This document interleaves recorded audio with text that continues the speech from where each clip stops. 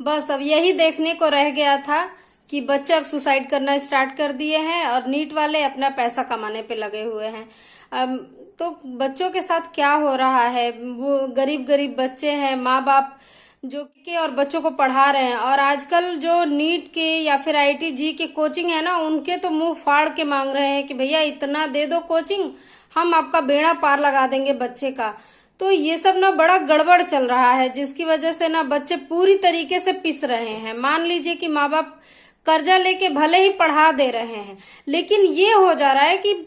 NEET paper leak हो गया। अब नीट पेपर लीक हो गया तो वो जो बेकार लोग हैं ना, जो नीट पेपर लीक किए हैं, उनके घर के बच्चों का जब ना मेहनत खराब होगा तब पता चलेगा। अभी एक बच्ची मध्य प्रदेश की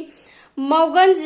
मगनिया गांव के रहने वाली आकांक्षा चतुर्वेदी है, जो कि पंखे से लटक के खुद को खुदकुशी कर ली है, और उसने कुछ नोट भी लिखा है कि मम्मी पापा मुझे माफ करना,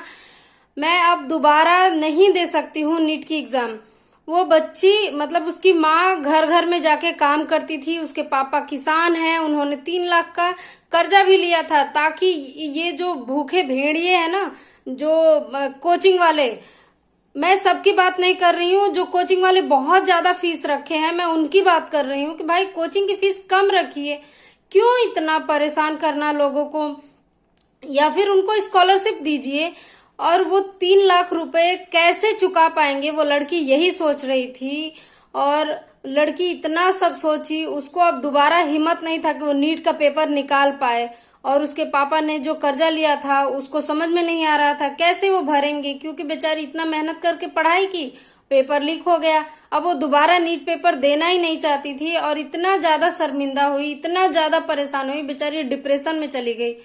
और खुदकुशी कर ली। तो जो इसमें दोनों चीजों की बात हम कह रहे हैं कि भाई जो नीट पेपर लीक हुआ है वो तो बात है ही, लेकिन जो कोचिंग्स है ना, वो भी बहुत ज्यादा फीस चार्ज कर रहे हैं। तो आप लोग थोड़ा सा देखिए, जो गरीब है ना उनको थोड़ा सा आप सर्वे करिए कि हाँ, कोई बच्चा अगर बहुत सच में गरीब, एक्चुअल में गरीब आ रहा है, तो उसे कम पैसे में एडमिशन लीजिए, अपना रूल्स रेगुलेशन थोड़ा सा चेंज करिए। और बहुत सारे यूट्यूब चैनल्स भी हैं जो कि आपको फ्री में भी पढ़ा रहे हैं, या फिर बहुत सारे आपके कोचिंग भी हैं जिसको आप सर्च करिए, कम पैसे में भी पढ़ाया जा रहा है। जैसे आप हीरक कॉस्मोस को ही देख लीजिए, आपको कम पैसे में फिजिक्स का बेस्ट लेक्चर दिया जाएगा। ठीक है, तो इसमें क्या है कि हम लोग फीस कम रखे हैं और बच्चों को बेस्ट टीचर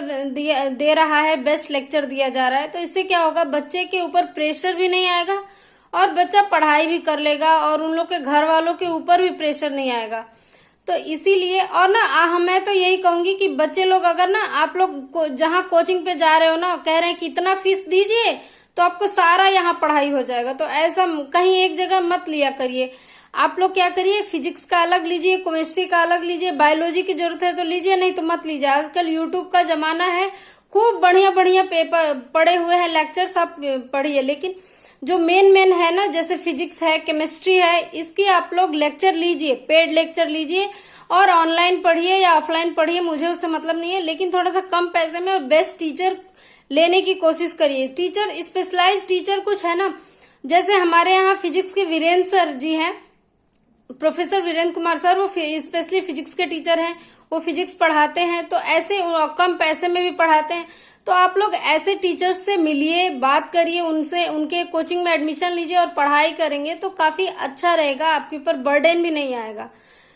ठीक है, तो मेरा तो ये कहना था कि जो बच्चों का अभी रीनेट हो रहा है, अभी पता है रीनेट की एग्जाम के भी पैसे लिए जा रहे हैं। मतलब बच्चे का नीट का एग्जाम से, तो वो नीट या आईटी जी में बच्चे पेपर दिए, उसके बाद नीट का एग्जाम दिए, पेपर लीक हो गया। उसके बाद जब ना